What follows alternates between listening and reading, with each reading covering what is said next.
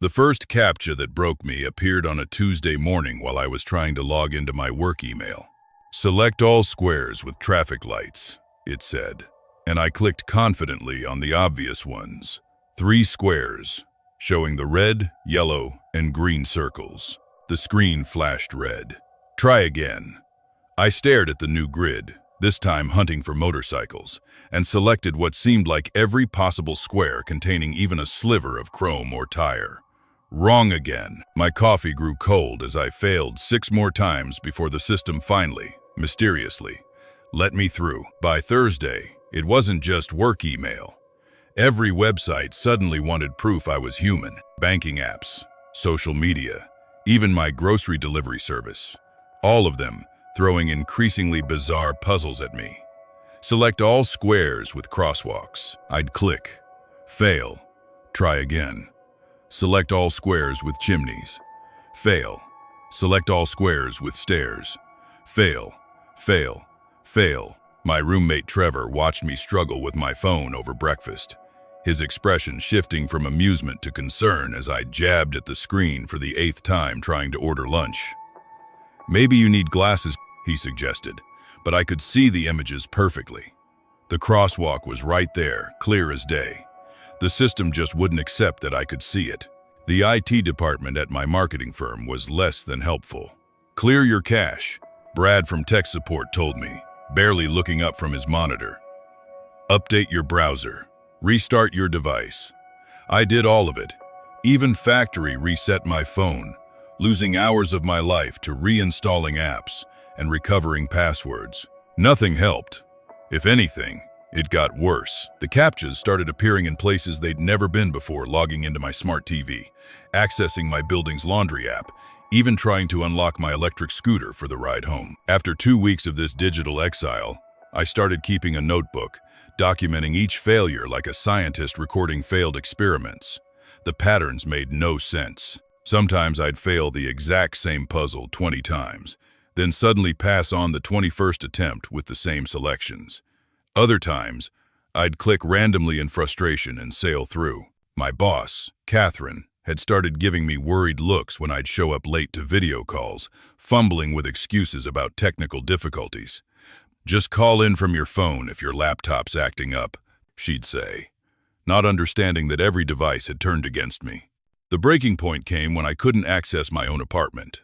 Our building had upgraded to smart locks the previous year, controlled by an app that now, naturally, required CAPTCHA verification for security purposes. I stood in the hallway for 40 minutes, my groceries defrosting in paper bags at my feet, failing puzzle after puzzle, while my elderly neighbor, Mrs. Chen, periodically opened her door to check if I was having a breakdown. I'm locked out, I told her the 3rd time she peered into the hallway. The app won't recognize me. She offered to call the super, but what would I tell him? That the internet didn't think I was human? Trevor let me in eventually, finding me slumped against our door surrounded by soggy grocery bags. This is insane, he said, helping me carry everything inside. There has to be something wrong with your accounts. Maybe someone's hacking you? But my credit was fine, my identity intact. Every system worked perfectly once I got past the gates if I got past them. It was only the threshold that rejected me, the moment of verification where the digital world demanded I prove I deserved entry. I started avoiding anything that might trigger a CAPTCHA. I kept every app logged in permanently, never clearing cookies, living in fear of any session timeout. I asked Trevor to order food when we wanted delivery. I took the stairs instead of using the elevator app. But modern life doesn't let you opt out that easily. When my credit card flagged a purchase as suspicious and locked itself, requiring CAPTCHA verification to unlock, I nearly threw my phone across the bank lobby. The teller watched nervously as I failed 15 consecutive puzzles, each one asking me to identify fire hydrants or bicycles or buses in increasingly grainy, ambiguous images. Let me try, the teller finally offered, gently taking my phone. She completed the CAPTCHA on her first attempt, using the exact squares I'd selected moments before. We both stared at the screen, now displaying my unlocked account. That's weird, she said, handing the phone back like it might be contagious. I noticed her unconsciously wipe her hand on her skirt afterward. The isolation crept in gradually. When every digital interaction became a 10-minute battle, I stopped trying. No more Instagram scrolling during lunch breaks. Logging back in wasn't worth it. No more quick emails to friends. No more spontaneous Uber rides when it rained. I started carrying cash everywhere, shopping only at stores with human cashiers, calling restaurants directly instead of using apps. My world shrank to the spaces I could access without digital verification. 3 weeks into my CAPTCHA nightmare, I discovered I wasn't alone. A Reddit thread buried in a tech support forum. Anyone else suddenly failing every CAPTCHA?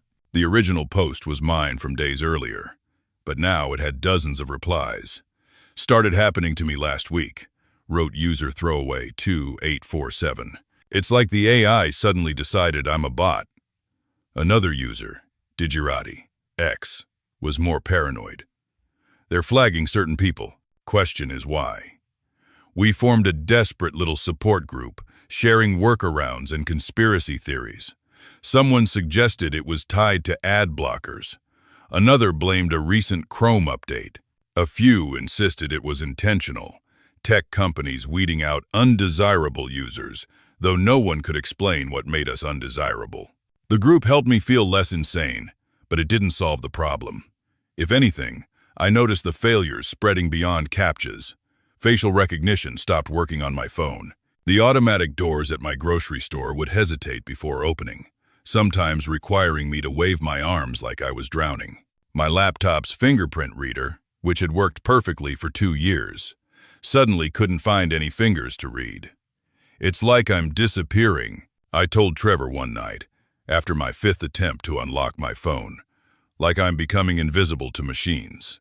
Trevor, programmer that he was, had a theory. Maybe it's not about the machines, he said, pulling up something on his laptop. Maybe it's about the data. These systems are all trained on patterns, right?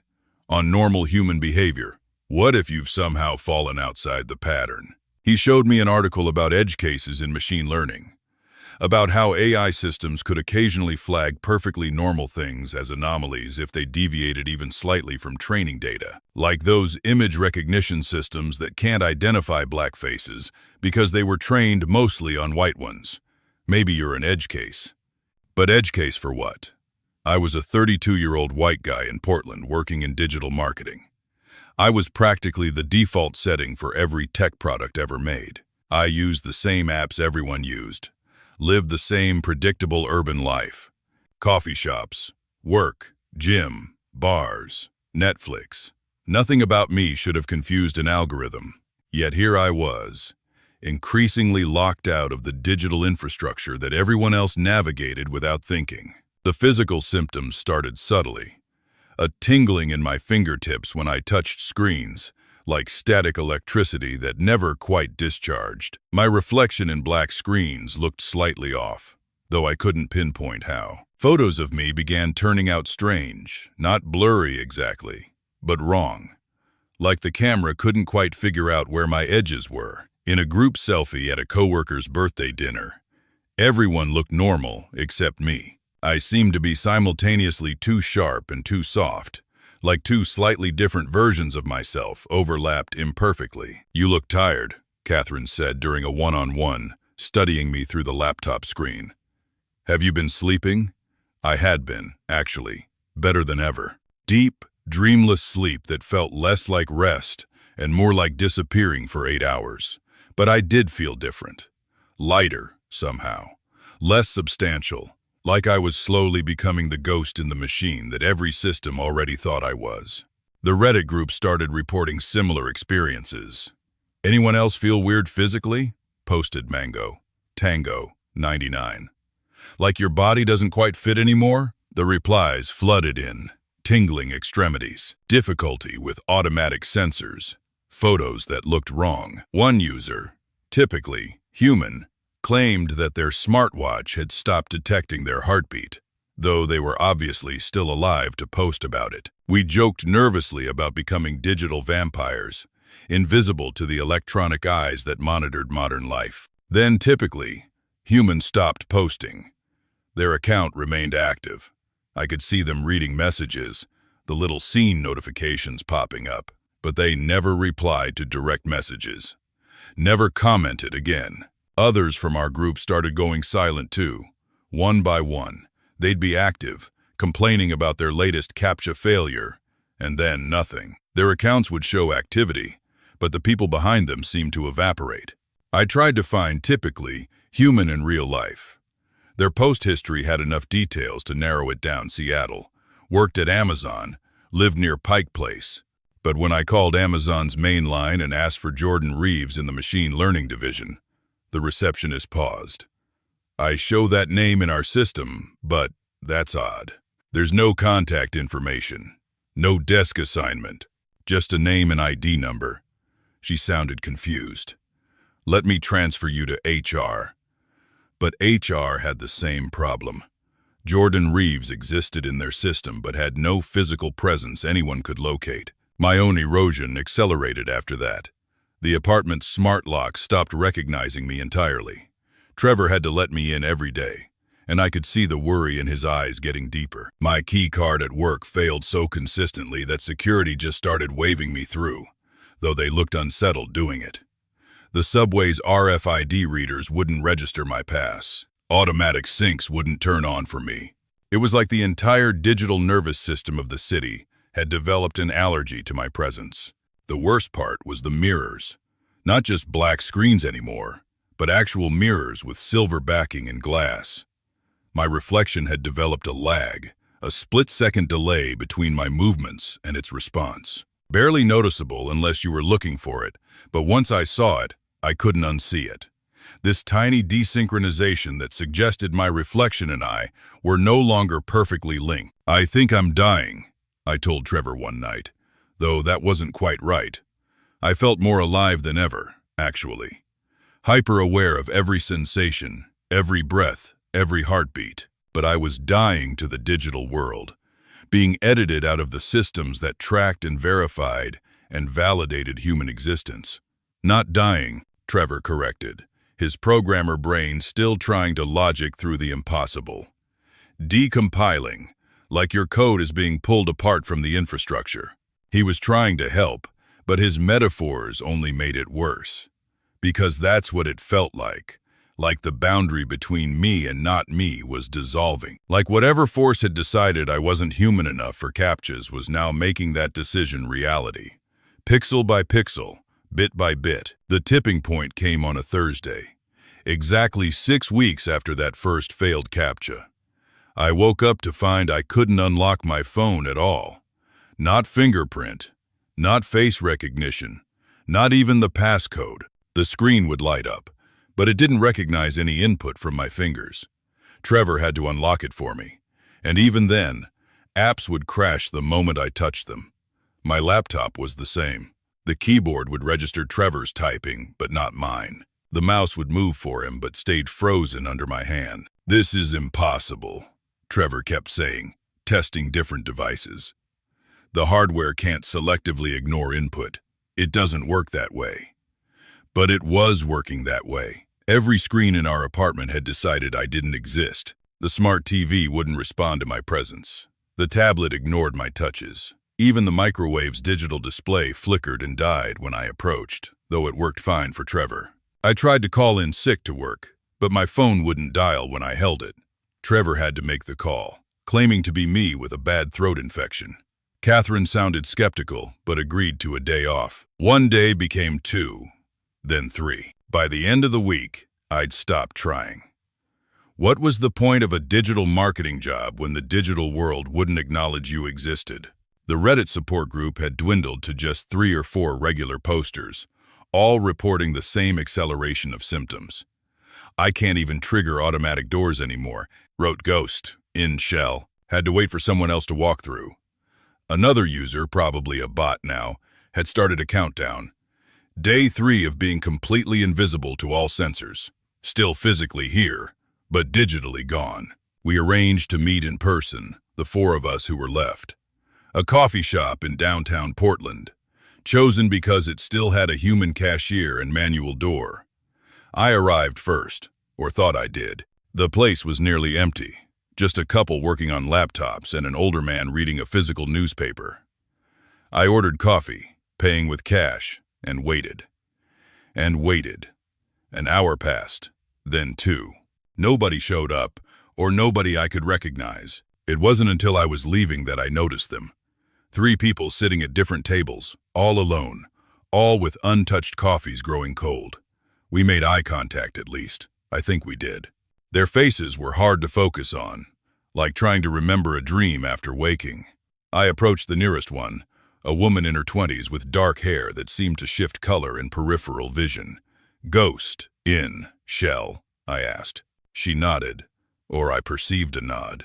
Her mouth moved, but the words took a moment to reach me, like sound traveling through water. "Can you see me clearly?" she asked. I couldn't. The longer I looked, the less defined she became. We tried to talk, the 4 of us gathering at one table, but conversation was like tuning between radio stations. Words would fade in and out. Sentences would start clearly, then dissolve into static. The other customers didn't seem to notice us at all, their eyes sliding past our table like we were furniture. The barista who'd served me earlier looked right through me when I waved. We weren't invisible exactly. We were just irrelevant. Background noise in the human frequency. It's happening faster now, probably. Bot now managed to say clearly. He was a middle-aged man, or had been. Now he was more of a suggestion of a middle-aged man, a probability rather than a certainty. Since we found each other, like proximity accelerates it. We agreed to separate, to stop whatever process was consuming us from spreading. But when I stood to leave, I noticed I hadn't cast a shadow. The afternoon sun streamed through the window, throwing sharp shadows from every chair, every table, every person except us. The walk home was surreal. People didn't bump into me, but they didn't avoid me either. They moved through the space I occupied like water around a stone, unconsciously adjusting their paths without ever acknowledging why. Dogs barked at empty air where I stood. Pigeons took flight from nothing. The city's living creatures could sense something wrong, even if their digital counterparts had already written me off. Trevor was coding when I got home, headphones on, completely absorbed. I stood behind him for 5 minutes before he noticed me, and when he spun around, the terror in his eyes told me everything. "Jesus," he breathed. I could barely. "You're like a smudge. Like someone tried to erase you but didn't finish." He reached out to touch my arm, and I felt his hand, but he yanked it back. "You're cold. Not physically cold, but informationally cold, like touching a gap in the code." He tried to explain what he meant, pulling up terminal windows and showing me strings of data. My phone, still technically connected to our Wi-Fi, was generating error logs every second. Packets of information that went nowhere, requests that had no destination. "You're still transmitting," he said, "but nothing's receiving. You're shouting into a void that used to be the internet." That night, I couldn't sleep. Not because I wasn't tired, but because sleep felt too much like what was already happening to me, a dissolution, a fade to black. I sat at the kitchen table, writing longhand in a notebook, the only form of communication still available to me. Page after page of observations, theories, pleas for help that no one would read. The pen felt heavy in my hand, the only solid thing left in my increasingly uncertain existence. Around 3 a.m., something changed. The apartment's smart lights, which had been ignoring me for days, suddenly all turned on at once. Then off. Then on again, cycling through colors and brightness levels in patterns that almost looked intentional. The TV activated, flipping through channels too fast to see. Trevor's laptop opened itself, windows cascading across the screen. Every connected device in our apartment was going haywire, and at the center of it all, I felt a pull, not physical, but something deeper, like the digital infrastructure was finally acknowledging me, not as a user, but as an intrusion to be processed. "It's trying to delete you." Trevor stood in his bedroom doorway, watching the chaos with a programmer's analytical eyes. "The system identified you as an anomaly, and now it's trying to correct the error." He moved toward his laptop, but I grabbed his wrist. My hand passed partially through his arm before finding purchase, and we both gasped. "Don't," I managed to say, though my voice sounded like it was coming from very far away. "If you interfere, it might tag you too." The pull grew stronger, not toward any physical location, but toward the spaces between the gaps in the code, the pauses between data packets, the nowhere that existed everywhere in the digital realm. I could feel myself fragmenting, parts of my consciousness scattering across networks, distributed like broken data across servers. In those fragments, I glimpsed others. Jordan Reeves from Seattle, suspended between Instagram servers like a ghost in the machine. The woman from the coffee shop, her essence spread across cellular towers, existing in the brief moments between signal and reception. We were all there, the failed humans, archived in the system's trash folder but never quite deleted. "I need to document this," Trevor was saying, but his voice was fading. Or I was. The notebook in front of me seemed like the only real thing left, the pen still solid in my increasingly translucent hand. I wrote faster, trying to capture what was happening, what it felt like to be dissolved into the digital ether. But even as I wrote, I could see the words beginning to fade, like the ink was being absorbed back into the paper, like even physical reality was rejecting my attempts to leave a mark. The last thing I wrote, before the pen fell through my fingers, was a warning about the CAPTCHAs, about the pattern we'd fallen into. We weren't random victims. Each of us, I'd realized in those fragmenting moments, had been flagged for the same reason. We'd all used VPNs to access region-locked content. We'd all installed ad blockers and tracking preventers. We'd all opted out of data collection, refused cookies, tried to maintain some privacy in the digital age. We tried to be invisible to the system, and the system had granted our wish in the most literal way possible. The devices in the apartment reached a crescendo of activity, then suddenly stopped. Everything went dark, silent. In that darkness, I felt myself complete the transition. Not gone, but transformed, distributed. I existed now in the spaces between Instagram posts, in the pause before a web page loads, in the buffer between video frames. I was the lag, the glitch, the moment of uncertainty, when a system can't quite process what it's seeing. Trevor found the notebook the next morning. Most of the pages were blank.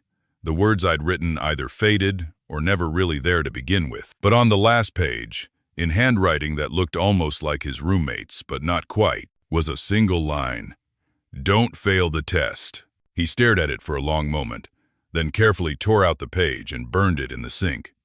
When he logged into his laptop, a CAPTCHA appeared. "Select all squares with traffic lights." His hand hovered over the mouse, trembling slightly. He could see the traffic lights clearly, but he could also see something else. In the reflection on his screen, behind his own face, a smudge that might have been a person, watching, waiting. He selected the squares carefully, precisely, and hit submit. The screen flashed green. "Success, you are human." For now, the system agreed. But Trevor noticed, as he settled into work, that every CAPTCHA seemed a little harder than before. Every verification took an extra second. Every digital handshake felt slightly less certain. He'd started keeping a notebook too, documenting each puzzle, each failure, each time the system made him prove he was real. The others on the Reddit thread the new ones. The ones who joined after the originals went quiet, they reported the same thing. The tests were getting harder. The machines were getting pickier. And somewhere in the digital ether, in the spaces between data packets and server requests, we waited. The failed humans, the ones who'd been processed and archived, neither deleted nor saved. We existed in the system's uncertainty, in the moment before it decided what was real and what was noise. Sometimes, late at night, when someone would fail their 15th CAPTCHA in a row, they'd feel us there. A cold presence in the static, a whisper in the white noise of their Wi-Fi router. We were trying to warn them, to help them pass the test. But our words came out as error messages, our warnings as failed logins. We'd become part of the problem we tried to solve, Another layer of verification in an increasingly suspicious system. The CAPTCHAs would keep getting harder. The systems would keep getting smarter. And one by one, those who couldn't prove their humanity convincingly enough would join us in the digital undertow. We were the beta test for a new kind of existence, one where humanity wasn't inherited but constantly verified, constantly proven, constantly subject to review. Trevor passed his CAPTCHAs for 3 more weeks, then 4. But his notebook grew thicker, his failures more frequent. The system was learning his patterns, noting his hesitations, cataloging every microsecond of doubt. On a Tuesday morning, exactly 8 weeks after his roommate had disappeared, Trevor failed his first CAPTCHA. He stared at the red error message, then at the new puzzle loading on his screen. Select all squares with crosswalks. He could see them clearly. He clicked confidently. Try again. In the reflection of his screen, that familiar smudge grew slightly clearer, slightly more defined. Almost like a face. Almost like it was smiling. Almost like it was saying, "Welcome."